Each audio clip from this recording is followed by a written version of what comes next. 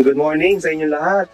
Nandito tayo ngayon sa isang solar installation for 22 kilowatt system. So ayan, ito nga pala ang site. Malaking bahay siya. Pero banda doon pa ang paglalagay ng mga solar panels. Banda doon. At ito ang ginagawa ng team ngayon.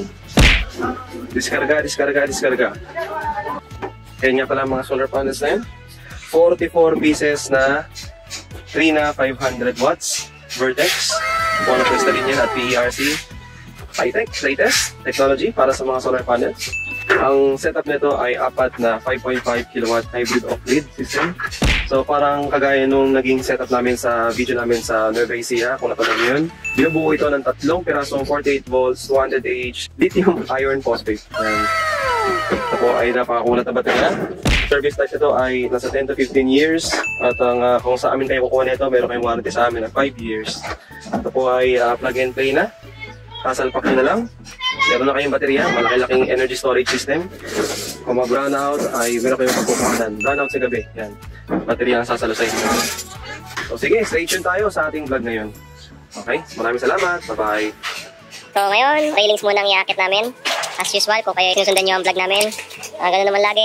Panel, railings yan, lagi ang iuna. Dito namin nilalagay yung mga solar panels sa banda doon. May kita natin yun sa drone. Tagong-tago ang lahat ng wire dito na pinagkatkaran. Dito nang galing dito kasi ilalagay solar panel eh. So, dito ang ating magiging control panel. Yan. So, walang trace. No? Walang trace dito. Maliban dito lang, oh. Yan lang.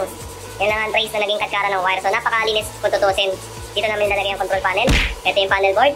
Dito naman ang baterya. Battery rack, paakit na ganon. So, ito siya. Dito ang setup ni client at para sa inyong mga nanonood na kasalukuyan nagkapagawa ng bahay, ito ang pinaka-ideal habang ginagawa ang bahay ninyo ay ngayon na rin na magandang isabay ang installation ng solar dahil nakabaon sa semento ang mga conduits. Kaya malinis na malinis tingnan. So ayan nga, andito tayo ngayon sa paglalagay ng mga solar panels. Yan, meron tayong naka-timelapse. Para at least meron tayong timelapse video para sa paglalatag ng mga solar panels. Ayan sila. Ayan, napanood niyo po yung vlog namin sa Cavite. Isa sa mga nabanggit ko doon ay nakaka-enjoy sa pagkakabit ng solar panels ay yung mga ganitong walastik na view. So, dito mo makikita kung gaano kahusay gumawa ng ganitong klaseng view ang Panginoon. Tingnan nyo naman. Sino bang hindi makakandaan? Di yan. Oh. Wow. Just wow. Okay, anyway, dito na tayo sa ginagawa nilang pagtatanim ng mga footings. Ayan. Sinisigurado po namin na yan ay selyado. Multiple gasket at multiple sealant naka-sandwich sa mga bawat gasket. Yan, mga imports. Kakawin naman kayo mga imports. Yan. Nakikita nyo ito sa YouTube.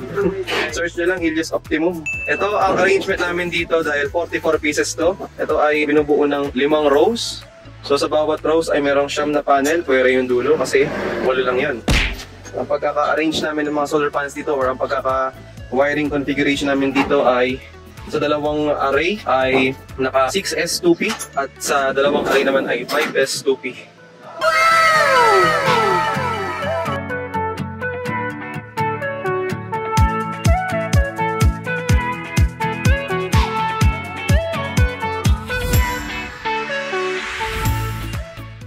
So yan, tapos na nila gawin ang railings. Well, majority ng kailangan lagyan ng railings ay nilagyan na. Ngayon ay para ma-actual lang at makakita na muna kami ng forma, ay nilagay na namin ng mga solar panels. Huwag po kayo mag-alala, yan po ay papantay-pantay po namin. Hindi po sila connected, nilalatag lang po namin, hindi pa yan naka-fix. Ayan, ang ginagawa naman ng aking foreman ay tinatanggal yung mga tali-tali sa likuran ng panel. Ito po kasi mga bagong-bago pa talaga. Fresh from manufacturer, kaya pa sila sa mga patali-tali. Sige po, stay tuned lang po tayo mga sir. Maraming salamat. Bye-bye.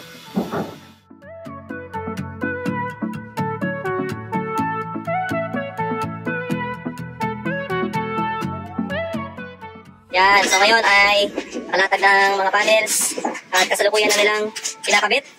Siyempre, ulahin muna ang pagsisiris.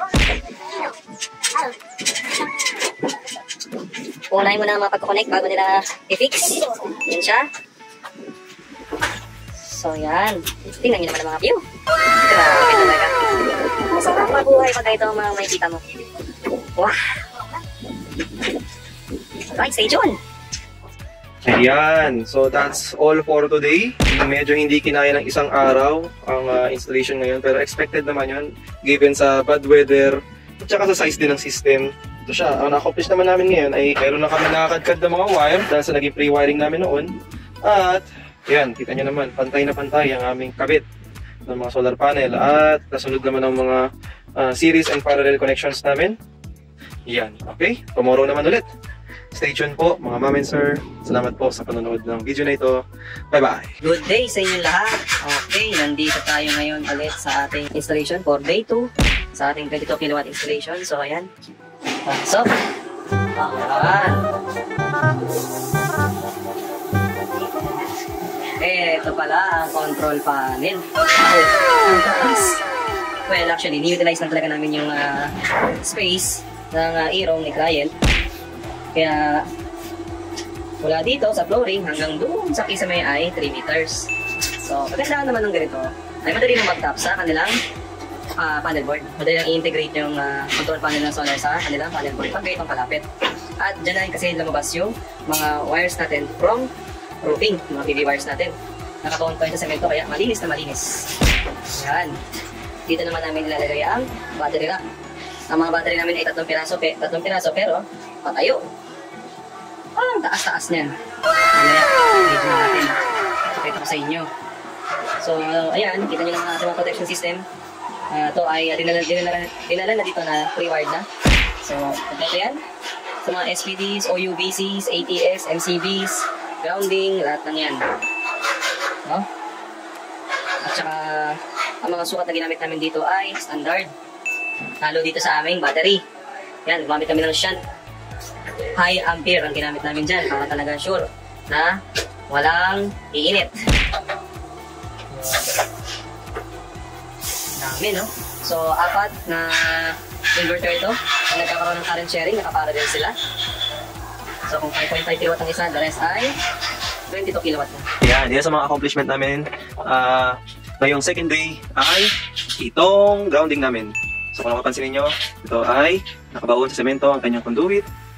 Kaya naman talagang malinis na malinis ang ganitong klaseng setup kapag nasa loob ng semento ang conduit. Yan. Marami pang development na gagawin dito, si architect. Pero ang mahalaga doon ay secure na ang grounding. Yan. Lalim yan. Okay? So sige, stay tuned lang tayo at magkakaroon pa po kami ng day 3 tomorrow. Bye-bye! Yan, tara, i-check natin yung mga solar panels. Balita ko ay sila ay nakapag... Ay, hello po sir. Balita ko ay sila ay nakapagkadkad na mga wire extension para sa parallel connections. So bukas pa namin ito-terminate yung mga solar panels. Ang mahalaga dito, ang naging accomplishment namin dito ay okay na ang mga extension, nag-aabutan na yung mga dapat mag-parallel. Tomorrow, mag-e-energize na kayo. Okay, stay tuned lang po mga ma'am sir. Bye! Hi, hello guys! Mga ma'am sir. Sorry, today is the day 3 pero hindi ako masyado nakapag-vlog dahil marami lang pong inasikaso. Pero ayan, ito pong footage natin na ito ngayon ay finish na yung ating solar. Ito po ang kanyang system ngayon. Running na po siya, nag-harvest na po tayo ng solar energy from the sun.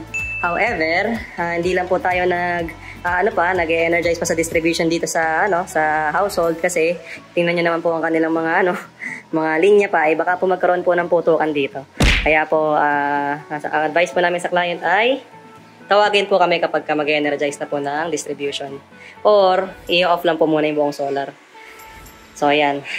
Explain ko lang po. Ito po ang blue carbon, 48 volts, 200 ampere hour. Tatlo po yan. Nag-parallel connection po yan. Through dito sa ating shunt. Na high ampere po yung mga shunt na yan. At para po ay makapag-parallel sila mabuti. At hindi po magkaroon ng unbalancing sila dahil nga ay may capacity itong magdala ng nasa mga 400 amps dito sa ating battery, pero ang kaya naman nilang tanggapin ay mga nasa tiga 100 amps dahil sa kanilang BMS. Okay? So ayan, patong-patong po sila dito dahil nakaparallel po sila. Ito po ay 48 volts 600 ampere hour na. At kaya naman ito sa system natin ngayon ay dito ang ating mga 4 na inverter na continuous mag-charge sa kanila. At ayan, nagbago ang tunog ng blower. Ibig sabihin, kumataw. Yan po ang aming setup, mga ma'am sir, dito po sa Anawan. 22 kVA at ang mga solar panels ay nasa 22 kW din po, composed of 44 pieces of 500 watts. Trina Vertex solar panels. Yan po ang kanyang setup. Para po sa inyong mga gusto magpa-quote or gusto po mag-inquire sa pagpapakabit po ng solar power system, wag po kayong magkatabiling mag-message po sa amin. Meron po kaming Facebook. I-type nyo lang po ang www.facebook.com/heliosoptimum at meron din po kaming website, that is www.heliosoptimum.com. At makikita nyo din po kami sa mga iba pang social media like TikTok, Instagram, Twitter, at YouTube. Yan. Mag-message din po kayo sa mga aming contact numbers, landline. Ang email po namin ay info@heliosoptimum.com. Alright, maraming salamat po sa panonood ng vlog na ito. God bless you all. Salamat sa haring araw sa pagbibigay ng libreng kuryente. Bye bye guys. God bless you all.